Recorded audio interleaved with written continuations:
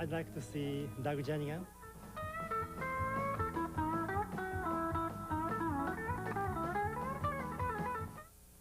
Jeff Newman play. Using the most basic steel guitar models, Jeff, along with Paul Franklin, Randy Beavers, and Buddy Emmons, demonstrate that it doesn't take an elaborate instrument to sound good. Randy Beavers on a 2x4. But with this bunch on stage, anything can happen.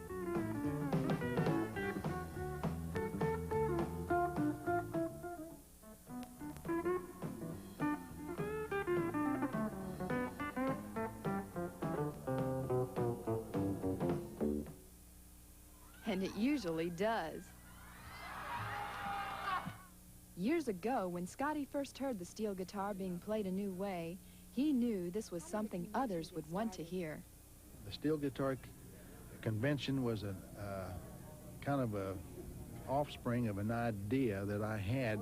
I would go to Nashville, Tennessee, and I would hear the steel guitar playing tunes I didn't think was possible playing on a steel guitar.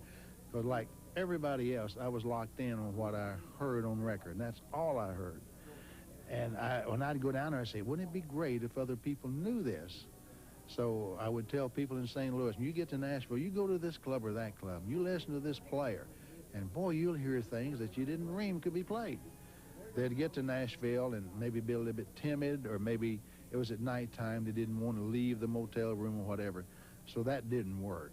So I said, well, if they're not going to go down here, I'll bring the player to St. Louis. We'll invite the players to come up here. And that is how this steel guitar convention came about. Maurice Anderson was the very first player to come to St. Louis and help with this idea. Maurice being a jazz player, and we're used to the country and the Hawaiian things that we heard on the record, and Maurice just absolutely entertained us like we'd never been entertained before.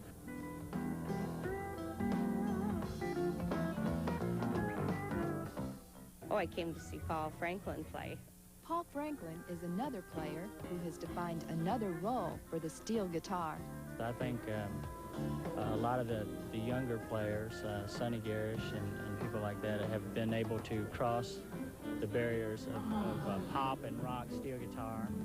And it's neat. It's opened up doors for guys like myself to play pop or jazz, and people seem to be more willing to hear it because it's a new phase for the steel guitar.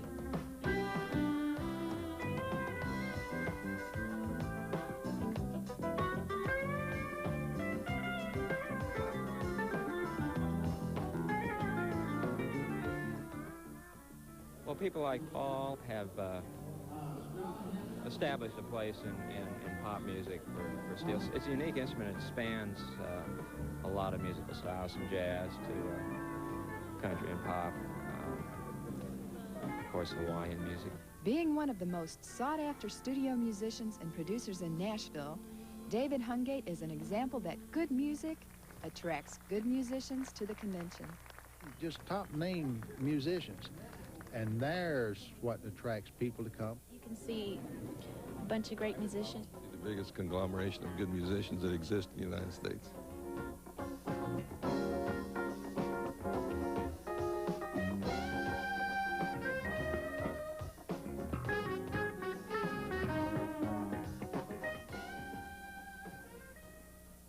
I'd say all in all, there's been about 16 foreign countries represented here.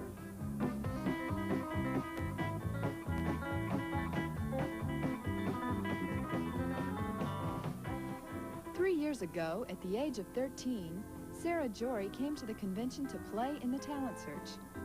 This show gives amateurs the chance to perform on the convention stage, but everyone was so impressed with Sarah that Scotty asked her to play on the big show.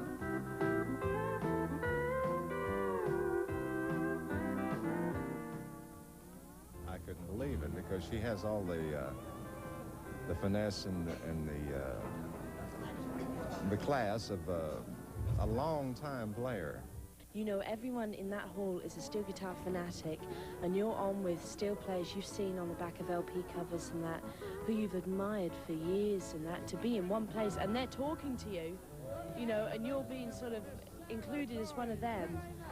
it was just totally unbelievable. And when I got on there and the people cheered and clapped and that and stood on their feet, you know, oh, I couldn't believe it. It was remarkable. Another 13-year-old made her playing debut at the convention this year. You just never know what new talent might be discovered at Scotty's Steel Guitar Convention.